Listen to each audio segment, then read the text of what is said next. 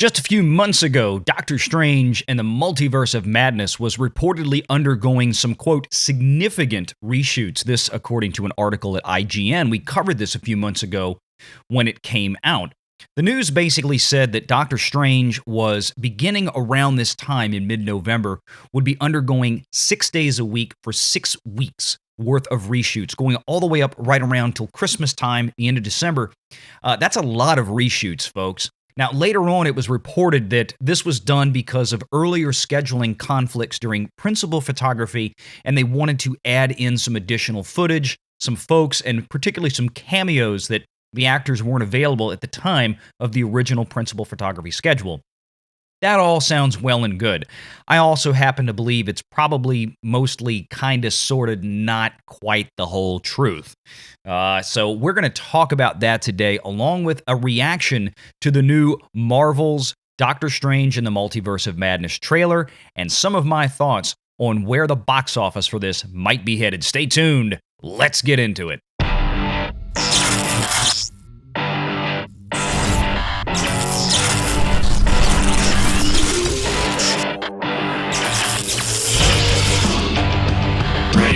Online.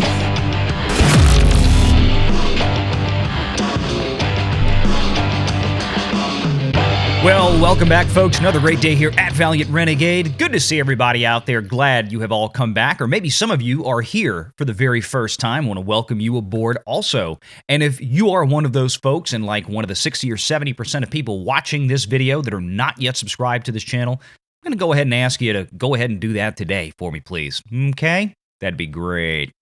Thank you. No, we're glad you're here. I want to hope the video entices you enough to want to see more from this channel. So please hit that like and subscribe button, hit that notification bell, share this sucker out on the social medias, and do, of course, as always, leave a comment before you head out the door. I want to get your thoughts on all of this Doctor Strange and the Multiverse of Madness stuff.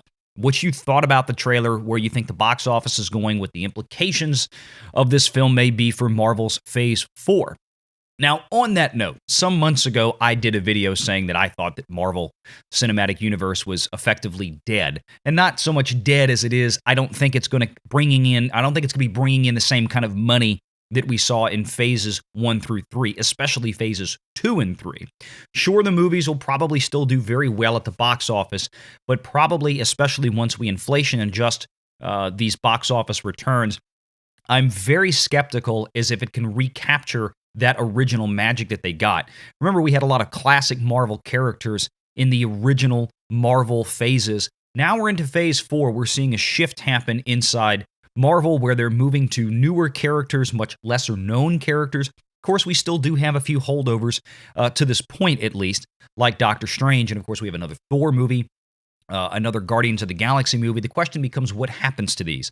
And a lot of people have been talking about that Marvel is changing characters, race or gender swapping things because of diversity and representation, and that may be well and good, and that might be true.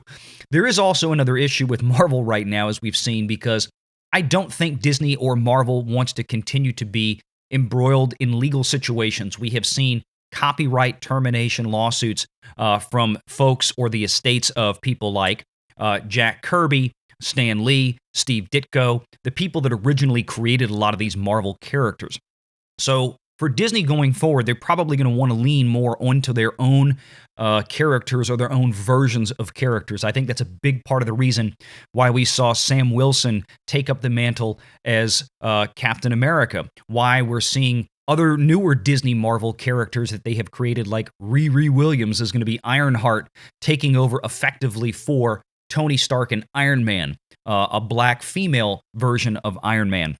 We're seeing some other newer characters come into the fray, and I think that plays into a lot of what Disney is trying to do to create their own IPs that they don't ever have to worry about somebody coming back later on and asking for royalties like they're dealing with right now with some of those other classic comic creators. Now, you can love that or hate that. I'm not here to debate it. Personally, I would rather see Disney go ahead and pay these guys or their estates to continue to use the characters as they are, because they're, in my opinion, far more saleable than what Disney is putting out there now, simply because they are unknowns at this point, or people do view them as cheap knockoffs or some type of social political messaging, which I understand. But let's go into Doctor Strange in the Multiverse of Madness. I have said before that I think this is going to be one of the few bright spots in Phase 4. I could easily be wrong, but I want to look at the trailer, and I want to give you my thoughts on this.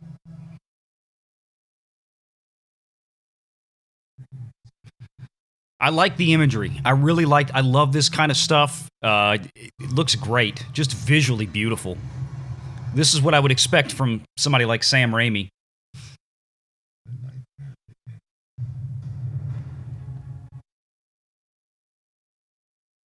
I did what I had to do. Ooh, very WandaVision magic looking there. I love Benedict Wong. If you haven't seen him in Marco Polo on Netflix, you're missing out. Benedict Wong's amazing. Rachel McAdams is back. That's good. What do you know about Multiverse? He believed it was dangerous. Now, we knew we'd be getting Wanda back. Ooh, a Minotaur. She was right. All right.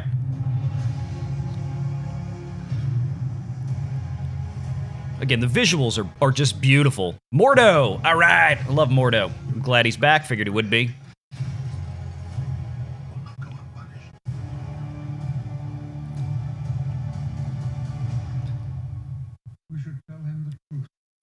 There we go. So the rumors about Charles Xavier that came out a few months ago would be involved in a final battle with Wanda or something to that effect appear to be true.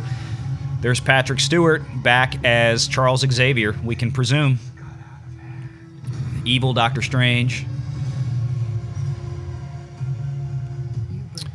There's Kamala Khan, I suppose. I think that's Kamala Khan, if I'm not mistaken, one of the Disney Marvel characters that I was talking about they're bringing in.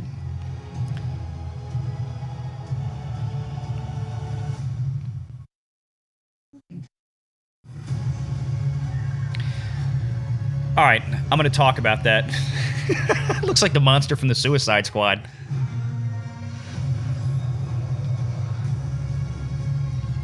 Looks great. Looks great. I am looking forward to it. I have said I've been looking forward to this. Directed by Sam Raimi. And, of course, written by Michael Waldron. So let's talk a little bit about some of the things that we just saw. All right, so I've heard a lot of people make some hay over what that line from Wanda Maximoff was about, you know, I did this, and I was a villain, you did the same thing, and they call you a hero. That doesn't seem fair. Okay, on the surface, again, I look at this as it's a trailer. More often than not with Marvel films especially, they cut trailers to be deceptive. We don't know if that's the actual progression in the script, line by line, or if that is cut, pieced together out of context to give you the wrong impression. But let's assume for a second that that is exactly the way the script plays out in that order, just like we think it does. Now, there's two things that you can assume from this. You can assume that there's some kind of subtle message here that it's not fair because, you know, Strange is getting treated like a hero for doing the same thing because he's a dude or whatever, blah, blah, blah. That's fine and dandy. That may be the case. I certainly hope not, because that would be stupid, because the two situations obviously were completely different. Doctor Strange had no intention of having the effects that he did. He was trying to do something good. He made a mistake. He went a little too far, maybe got a little bit too arrogant, but the intention was never to do harm. Wanda, on the other hand, took control of an entire town and effectively tortured them just to simply satiate her own desire to have her life back. It was a selfish, maneuver that was justified in her own mind. It's kind of a hallmark of being insane, right? You're justifying this completely malicious behavior, a lack of care or concern for anybody else, any other human being, just to get what you want, or in this case, what Wanda wants. The other side of this is the way that she said it, which perked my ears up, and I took it more of the line is deliberately, I think, delivered in that manner to signify exactly the reaction that we got, that, my God, she really has gone evil. I mean, she actually believes that nonsense that what she did and what Strange did were the same thing, were the moral equivalents of each other. They weren't. But like any sick, twisted mind, in her case, that sick, twisted mind, you would think, would actually believe something like that to justify to herself that what she did was actually okay, and it's all just unfair the way she's being treated. So I kind of like that. I'm giving that a wide berth, because if that's the way they handle the character, if that's what that line is going to represent, then I'm totally fine with it. And it works for me. It settles the whole issue that people have been talking about for months since the WandaVision show on Disney Plus about what she did. You know, she's just going to get away scot-free with that, or is this movie going to be her reckoning? Again, let's go back and remember that originally Doctor Strange was supposed to show up at the end of WandaVision, right? Kevin Feige even tacitly admitted that in an interview, saying, well, you know, we thought about it, and yeah, I was supposed to be there. I don't know if they shot these scenes or not, but he did allude to the fact that, well, they just didn't want to have the white guy showing up at the end and explaining how everything works, right? Yeah, okay. Yeah, that's the kind of stuff that makes me think that Phase 4 is in trouble, is when we're going down this socio-political messaging path. These are supposed to be fun entertainment movies. They shouldn't be preaching. I don't want these movies to be reflective of society today. That's not why I see them. This is fantasy, entertainment, escapism. I don't want to have a finger wagged in my face about whatever Hollywood thinks about me and the rest of middle America or whatever the case may be. I think they need to keep that stuff in check and just give us good, solid storytelling. That being said, I think this movie is going to do extremely well. Let's talk about some box office expectations. There's really not a whole lot out there this early in the game, obviously. We're still several months away from this being released. We have the rest of February, all of March, all of April, the first week of May before we get to this. So we've got a good ways to go before this movie is going to happen. Now, that being said, with the reshoots that we talked about earlier in the video, that pushed the release date back from February. This movie was supposed to be coming out right now originally, just like we've seen in the past with other films like, I believe, Black Panther and things like that had those February slots leading into the big summer blockbuster, Avengers movie or something like that. But this one got pushed back to May because of this massive amount of reshoot that went into this film. We can expect the production budget on this thing definitely to be at least $200 million, maybe as high as $250 once we factor in these reshoots. This, just looking at the scale of this thing, the scope of this thing, the amount of talent, the different characters and actors they have in this is a big, big film. So it's going to cost a lot of money to make it. I'm sure Disney is going to spend a good bit of money marketing this sucker. We already know they spent probably $5-6 million just Sunday night putting that on the Super Bowl. Maybe more than that, because that was actually, a 2-minute commercial. So they might have spent 15, 20, who knows? I'd have to go back and pull it up. But I think Super Bowl ads this year were about $5 million for a 30-second spot. So you can see what kind of marketing we're already talking about with this type of film. So easily imagine $150 million plus, bare minimum, I would think, on this film for global P&A. Of course, I think Disney will have some marketing partners. They'll have some other people out there doing additional advertising on top of that, as we've seen with many big budget productions in the past.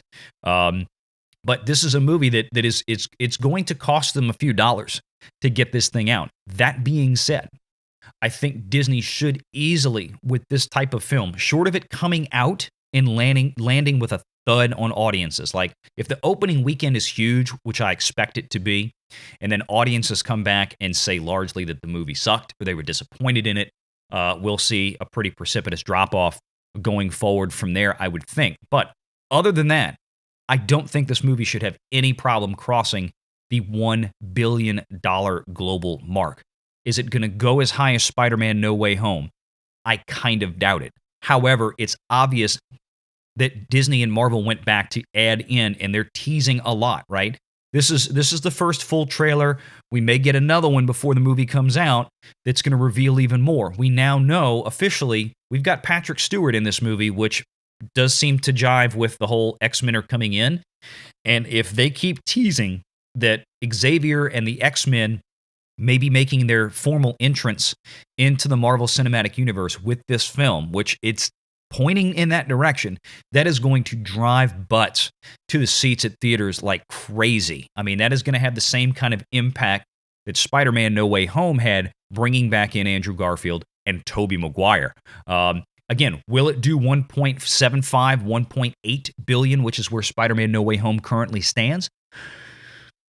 It's possible. At this point, I don't think so. I think it will definitely, like I said, it will definitely cross the $1 billion mark, short of something, completely unexpected happening between now and then. But I could easily see this thing getting to 1.2, 1.3 billion. I would hope it would. I'm a huge Doctor Strange fan. I want this movie to be amazing. I want it to be good. I just want to be able to sit there and enjoy it and see a lot of great action, great storytelling, great performances. We have a tremendous cast in this movie again. Benedict Cumberbatch is outstanding. Benedict Wong is outstanding. We've got some good cast in this movie, so I'm looking forward to it. So again, hope you guys enjoyed the video. Let me know what your thoughts are. Please hit that like button, hit that subscribe button, that notification bell, share this sucker out on the social medias, and please don't forget, do leave a comment before you check out today. I want to hear from you. And until next time, thanks so much for being here, and take care.